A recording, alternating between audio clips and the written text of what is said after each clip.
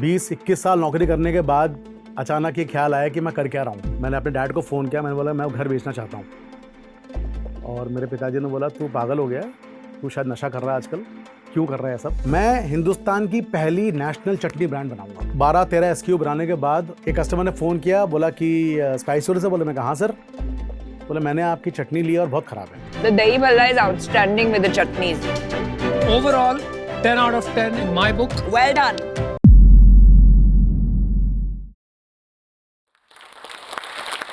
नमस्कार, मेरा नाम सौम्यदीप है। मैं फाउंडर CEO हूँ स्पाइस स्टोरी का। हम दुनिया के सबसे बड़ी चटनीज़ का रेंज प्रोड्यूस करते हैं। एक फूड्स कंपनी है। मैं हिंदुस्तान के सबसे स्वच्छ शहर इंदौर से आता हूँ। वहीं बड़ा हुआ, वहीं मैंने अपनी पढ़ाई पूरी की, वहीं प्यार किया, वहीं शादी की, वहीं मैंने बच्चे पैदा किए। मेरी ज़िंदगी बड़ी नॉर्मल रही, आम लोगों की तरह। हम एक मिडिल क्लास फैमिली को बिलोंग करते हैं। हालात कुछ ऐसे रहे कि मुझे और मेरी बड़ी बहन को बहुत जल्दी काम करना शुरू करना पड़ा। और मैं 12वीं के बाद से, मुझे याद है, मैं फुल टाइम नौकरी में था और मैंने अपना करियर शुरू किया। पहली नौकरी मेरी थी, मैं एक ब्रांड है सैमसंग करके, मैं उनके वॉशिंग मशीन का डेमो किया करता था शोरूम्स पे खड़े होकर। और छोटा शहर, हिंदी स्पीकिंग सिटी, वहाँ पर अगर किसी की अंग्रेज़ी अच्छी हो और डिक्शन अच्छा हो तो अपॉर्चुनिटी बनते हैं। और इसीलिए सैमसंग ने मुझे मर्चेंडाइज़र बना दिया। और मैं बड़ा ही खुश था कि मैं उस समय 18-19 साल की उम्र में 3.5-4 हज़ार नौकरी पा गया था। तो मेरी लाइफ मतलब सॉर्टेड थी। सो मैं काम करते करते अपना ग्रेजुएशन पूरा किया। और मैं एक मैनेजमेंट इंस्टीट्यूट में, तब तक थोड़ा लोग जानने लग गए थे तो लोगों ने डायरेक्शन दिया, फीडबैक मिला। मैंने एक मैनेजमेंट इंस्टीट्यूट में अपना PGDMS किया। और उसी के चलते मुझे कैंपस से आई जॉइंड मेजर कॉर्पोरेशन। मेरा पहला ब्रेक था लाइफ का, मैंने कोको कोला इंडिया ज्वाइन किया। और ज़िंदगी ठीक चल रही थी, नौकरी की, हिंदुस्तान के 5 शहरों में रहा, काम किया, बाहर गया हिंदुस्तान के, वहाँ रहे हम, अफ्रीका में काम किया मैंने। और 20-21 साल नौकरी करने के बाद अचानक ये ख्याल आया कि मैं कर क्या रहा हूँ। और मुझे लगता है ये आप में से काफ़ी लोग ये सोचते होंगे। और मैं बीइंग द इम्पल्सिव मी, मैंने एक दिन अपनी वाइफ को आके बोला कि भाई मैं नौकरी छोड़ रहा हूँ। तो उन्होंने पूछा फिर कहाँ ज्वाइन कर रहे हो? तो मैंने बोला कि मैं खुद को ज्वाइन कर रहा हूँ। I said I wanted to do something on my own. And 2 चीज़ पूछी उसने। बोले एक तो तुझे पता है कि मैं अब शादी को इतना टाइम हो गया, मैं तो छोड़ नहीं सकती। और दूसरा ये कि पैसे कहाँ से आएंगे? कैपिटल थे नहीं हमारे पास में। मैंने अपने करियर में एक घर बनाया था इंदौर में। एंड मैंने अपने डैड को फ़ोन किया, मैंने बोला मैं घर बेचना चाहता हूँ। और मेरे पिताजी ने बोला तू पागल हो गया, तू शायद नशा कर रहा है आजकल, क्यों कर रहा है सब। और मैंने कहा कि मेरे पास एक चांस है, मैं ऑलरेडी 40 का हो गया हूँ। और अगर ये नहीं किया तो फिर मैं कभी कर नहीं पाऊंगा। और ये मैं चांस अपने आप को देना चाहता हूँ। और मेरा ये हमेशा से मानना रहा है कि हारना और जीतना हमारे हाथ में नहीं है, हमारे हाथ में सिर्फ कोशिश है। या हो सकता है कुछ लोग सक्सेसफुल हों, कुछ लोग सक्सेसफुल ना हो, तो क्या होगा, हद से फेल ही हो जाऊंगा, उसका तो कुछ हो नहीं सकता। मेरे फादर के पास ऑप्शन नहीं था, ही गेव इन, बोला भाई अब ये करना चाहता तो कर ही लेगा। फिर मैंने वो घर बेचा, कैपिटल इन्वेस्टमेंट किया बिजनेस में। और मेरी वाइफ ऑब्वियसली खड़ी थी मेरे साथ में, मेरे बच्चे थे 2। उन्होंने कहा, और बच्चे तो एक्साइटेड थे कि हम कुछ नया करने वाले हैं, तो उनके लिए तो it's like a new Avenger in the house. मुझे अप्रूवल तो मिल गया था, घर भेज दो, मैंने वो कर लिया। लेकिन सबसे बड़ा सवाल था कि करें क्या। मैं चूंकि फूड इंडस्ट्री में रह चुका हूं, डिस्ट्रीब्यूशन में रह चुका हूं, तो मुझे ये तो पता था कि मुझे फूड में काम करना है, मुझे एक फूड कंपनी बनानी है। लेकिन क्या, मतलब फूड में अनगिनत चीजें हैं, आप क्या करेंगे, कैसे शुरू करेंगे, किससे शुरू करेंगे। थोड़ा और ड्रिल करना शुरू किया। मैंने ये देखा कि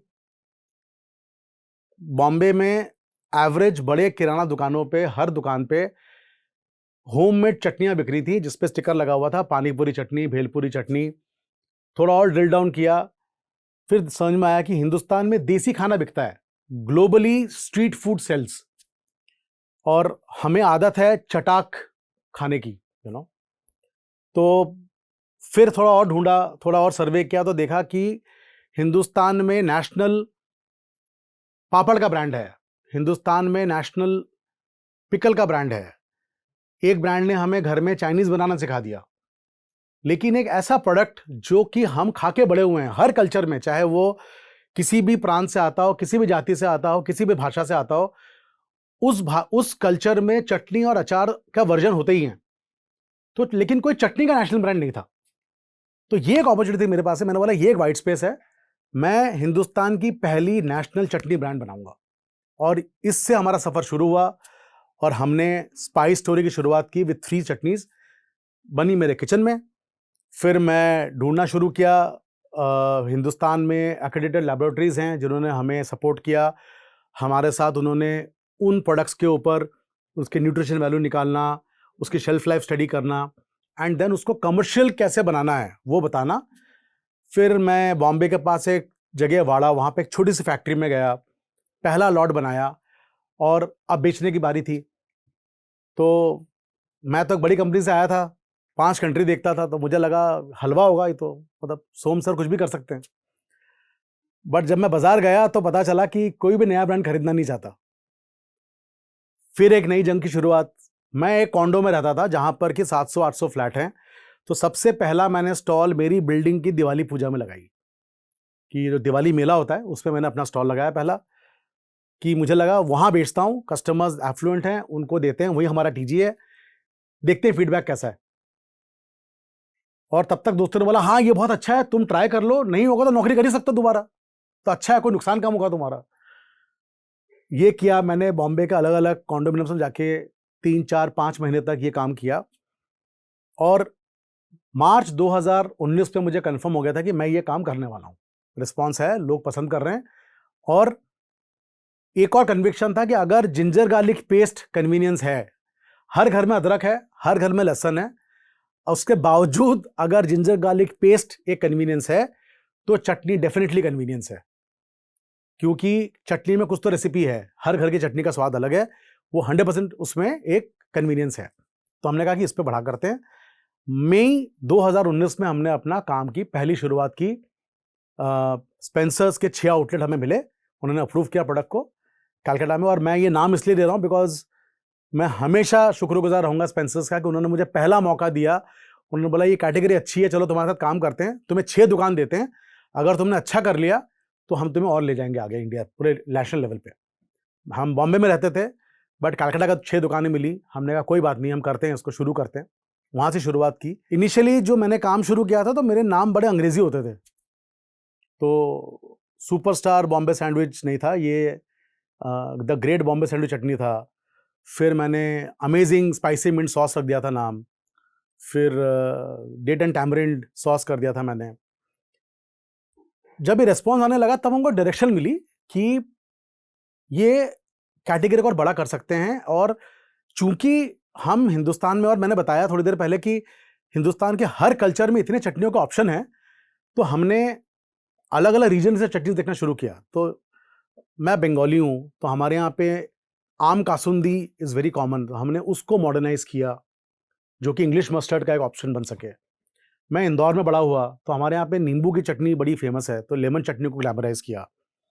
ऐसे करते करते हमने 14 SKU रेडी किए और आज हम दुनिया की सबसे बड़ी रेंज ऑफर करते हैं फ्रॉम इंडिया।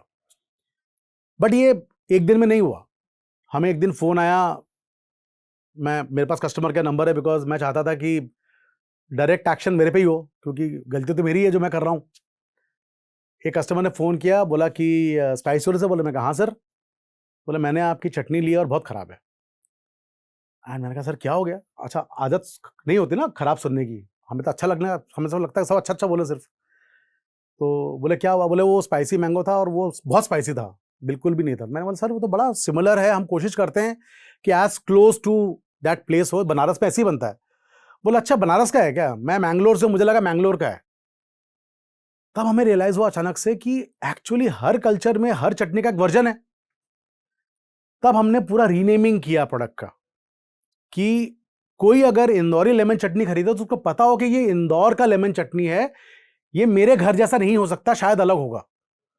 अदरवाइज अगर मैंने सिर्फ नींबू चटनी बोली होती तो शायद वो बोलता कि मेरे जैसा नहीं है। तो हमने शहरों को स्पेसिफाई करना शुरू किया।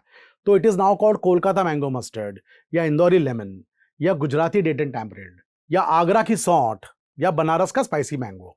तो हमने ये एग्जाम्पल देना शुरू किया, हमने ऐसा बनाना शुरू किया। वो जो जर्नी शुरू की 6 दुकान से, और ये 12-13 SKU बनाने के बाद हमने पहले साल में करीब 90,000 यूनिट बेचे, करीब 85 लाख का बिजनेस किया। तो हमें ये यकीन आया कि नहीं, हम अब ये बिजनेस बनने लगा है। नेक्स्ट ईयर कोविड हो गया, तो एक जो जर्नी शुरू हुई थी उस पर एक जर्क लगा। हमें हमारे मॉडर्न ट्रेड पार्टनर्स ने बोला कि सर अभी ट्रंकेटेड टाइमिंग्स हैं, स्टोर कम देर के लिए खुलेगा, तो आपके प्रोडक्ट के पीओज नहीं आएंगे अब, बिकॉज ऑब्वियसली उनको फास्ट मूविंग प्रोडक्ट्स चाहिए रहते हैं। तब हमने अपना रुख ई कॉमर्स की तरफ किया और हम सारे मेजर प्लेटफॉर्म्स पे गए। और ये सबसे रियलाइजेशन है कि अगर कोई परेशानी है और अगर आप दृढ़ हैं तो आपको ऑप्शन मिलेंगे। तो अगर एक दरवाजा बंद हुआ मॉडर्न ट्रेड का, तो मेरा ई कॉमर्स का दरवाजा खुला, दुकान चलने लगी। और उस कोविड के साल में भी अब मुझे समझ में आया कि अब चूंकि कंपनी बड़ी हो सकती है, पॉसिबिलिटी दिख रही है, तो मुझे जरूरत थी मेरे को फाउंडर्स की जो मेरे साथ इस कंपनी को अगले लेवल में जा सके। और तब मैंने अपने को फाउंडर ढूंढना शुरू किया। और अब मैं बड़ा क्लियर था कि बिजनेस फैमिली और दोस्तों से नहीं बनाऊंगा, मैं बिजनेस को बिजनेस तरह बनाऊंगा। परिवार अलग है, बिजनेस अलग है। और that's how I found my cofounders and I want to use this platform. Thank you Vibhor and Gayatri for being there. You guys have been a phenomenal support. We are nothing without you guys. और गायत्री और विभोर आने के बाद ये भी एक संजोग था कि हम तीन एक ऐसी टीम बने जो कि अपने कोर फंक्शन से आते हैं। मैं एक डिस्ट्रीब्यूशन बैकग्राउंड से आता हूं, गायत्री एक ब्रांड बैकग्राउंड से आती है, विभोर is a pure food technologist. तो ये एक बड़ा हेल्प है हमारे लिए, ब्रांड के लिए, फूड के लिए।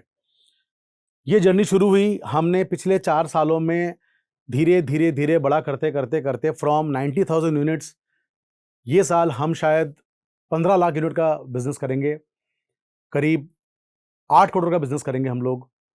और आज हम 4 कंट्रीज में काम कर रहे हैं इंटरनेशनली। और हमें लगता है कि अब ये journey to a path of 100 crore is a possibility. ये एक रास्ता दिखता है कि हाँ, ये हो सकता है। मेहनत है, कठिनाइयां भी हैं, लेकिन ये हो सकता है, पॉसिबिलिटी है। और मैंने थोड़ी देर पहले बताया कि आपको लाइफ मौके देती हैं और आप कोशिश करेंगे तो ये मौके आपको बड़ा भी कर सकती हैं। ऐसा ही एक मौका हमें मिला with shark tank India. Season 1 में हमने पहली बार अप्लाई किया, गए, ऑडिशन दिया, लोगों को पसंद आया। और हमने पेपर वर्क ही पूरा नहीं कर पाए, हमें पता ही नहीं था कैसे करना है। फिर चिट्ठी नहीं आई, तो हमने बोला क्या है, शार्क टैंक की तो है, कुछ फर्क नहीं पड़ता। एंड हमें लगा कि अब ये मौका चला गया, क्योंकि अब पहली बार रिजेक्ट होगा तो दोबारा आएगा नहीं। हमारी किस्मत अच्छी रही कि जिंदगी ने दूसरा मौका दिया, शार्क टैंक सीजन 2 आया, हमें दोबारा कॉल आया और हमने फिर ऑडिशन दिया। हमने ऑडिशन क्लियर किया, हम शार्क से मिल पाए। सबसे बड़ी बात यह है कि हम भारत को बता पाए कि हम करते क्या हैं। वो 15 मिनट ऑन टेलीविजन। और मैं ये सबको कहना चाहता हूं कि पहला जंग आपने जीत लिया जब आपने तय किया कि मैं एक एंटरप्रेन्योर बनूंगा। सेकंड, 2.5 लाख से 3 लाख एप्लीकेशन में से अगर सिर्फ 150 पिक्चर्स उस टेलीविजन पे आ रहे हैं तो आप ऑलरेडी विनर हैं। इरिस्पेक्टिव कि आपको डील मिले या ना मिले, उससे फर्क नहीं पड़ता। You are a winner because you are there on the television. पूरी दुनिया उस समय देख रही है कि ये लोग कुछ प्रोडक्ट लेकर आए हैं। ये बहुत बड़ी बात है। और हम जैसे छोटे ब्रांड्स के लिए तो सबसे बड़ा मसला ये है ना कि हम लोगों को बता ही नहीं पाते करते क्या हम। ये एक मौका है दुनिया को बताने का हम करते क्या हैं। दूसरी बात यह है कि हम फॉर्चुनेट थे, हमें नमिता थापर जैसी शार्क मिली जिन्होंने हमें बैक किया। हमने 70 लाख मांगा, हमें 70 लाख मिला। हम गए थे 2% इक्विटी देने के लिए, but we give away 5%, which I think is a very small trade-off to get a brilliant mentor on board. और जो लर्निंग है विथ आर पीयर्स, जो वो ग्रुप बना, एक ऐसा ग्रुप बना हमारा शार्क टैंकर्स का, पार्टिसिपेंट्स का, जो कि एक दूसरे को इतना हेल्प करते हैं, बिकॉज सारे कहीं ना कहीं सबकी थॉट एक जैसी है, सब एक वॉक ऑफ लाइफ से आते हैं। और मैं सिर्फ, मेरी लर्निंग पिछले 5 सालों में ये है कि मैं तो अपनी जर्नी बना ही रहा हूं। मुझे तो पता है कि स्पाइस स्टोरी अगले 5 साल में 100 करोड़ का बिजनेस करेगा, लेकिन सबसे बड़ी मैं जानता हूं कि अगर मैं 40 साल की उम्र में नौकरी छोड़कर एक व्यवसाय, एक ब्रांड शुरू करने की हिम्मत कर सकता हूं, तो हिंदुस्तान में कोई भी ये काम कर सकता है। मतलब I don't think it's a challenge any more at all. Ecosystem इतना डेवलप हो गया है कि आपको सपोर्ट सिस्टम बहुत स्ट्रांग है, और मुझे लगता है कि हम सही मायने में इंडिया शाइनिंग की तरफ जा रहे हैं। एज एन एंटरप्रेन्योर मुझे लगता है सबसे बड़ी चीज, आपका लेगेसी क्रिएशन तो है, लेकिन उससे बड़ी चीज ये है कि आपके चलते 100 परिवार और चल रहे हैं। ये एक बहुत बड़ी बात है। मुझे लगता है ये एक तरीका है for us to give back to the society. This is one opportunity for us. Success और फेलियर हमारे हाथ में नहीं है, हमारे हाथ में इनपुट मैनेजमेंट है, हमारे हाथ में अपनी कोशिश है जो हम day in and day out कर सकते हैं। इट्स लाइक एक टीचर रोज क्लास में आके पढ़ाते हैं हमें, हर बच्चा तो फर्स्ट नहीं आता, 5 बच्चे पीछे भी रहते हैं, लेकिन इंसान सारे बन जाते हैं। तो एक एंटरप्रेन्योर की जर्नी वैसी है, आपके हाथ में सिर्फ आपका इनपुट है। आप कोशिश करिए, लगे रहिए, छोड़िए मत। बड़े लोनली जर्नी है, बड़ी मुश्किलें आएंगी आपके पास में, आपके 50 डिस्ट्रैक्टर्स होंगे, आपके 50 लोग आएंगे जो बोलेंगे तुमसे ना हो पाएगा, बट तुमसे ही हो पाएगा। और वो आपको इसलिए बोल रहा है तुमसे ना हो पाएगा क्योंकि उसने कभी खुद कुछ नहीं किया है, और वो उसकी जलन है कि वो नौकरी छोड़ नहीं पा रहा है, तो तुम कर पा रहे हो, इसीलिए तुमसे ही हो पाएगा। All the best, go and win it. ये टॉक देखकर हमने एक कदम बढ़ाया है फाइनेंशियल आजादी की ओर।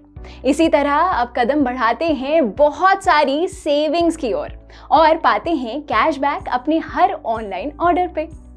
आप फ्लिपकार्ट, मिंत्रा, अमेज़न, नाइका जैसी वेबसाइट पर तो खर्चा करते ही होंगे। कैश करो ऐप पे आपको इन सभी वेबसाइट पर और अन्य 1500 ब्रांड्स पर 50% तक का कैशबैक मिलता है। हमें बस कैश करो ऐप पे जाना है, वहां से फ्लिपकार्ट या अन्य कोई भी ब्रांड सिलेक्ट करना है। हमें हर बार की तरह ही शॉपिंग करनी है, लेकिन इस बार मिलेगा कैशबैक। ये कैशबैक आपके हर शॉपिंग पे मिलेगा और वो कैशबैक होगा सभी ऑफर्स, डिस्काउंट, सेल्स या स्पेशल ऑफर्स के डिस्काउंटेड अमाउंट के ऊपर। ऑर्डर प्लेस करने के बाद ये सारा कैशबैक आपके कैश करो वॉलेट में ऐड हो जाएगा, जो कंफर्मेशन पे आप बहुत आसानी से अपने अमेज़न पे, फ्लिपकार्ट गिफ्ट कार्ड या बैंक अकाउंट में भी सीधा ट्रांसफर कर सकते हैं। तो ये आदत डाल लो, पहले कैश करो पे आओ, यहाँ से किसी भी साइट पर जाओ और अनलिमिटेड सेविंग्स पाओ। तो कैश करो, ऐश करो। Click on the link in description and download cash करो ऐप नाउ। इस वीडियो के बारे में अपनी राय नीचे कमेंट सेक्शन में हमें बताएं और अपने दोस्तों के साथ ये वीडियो शेयर करना ना भूलें।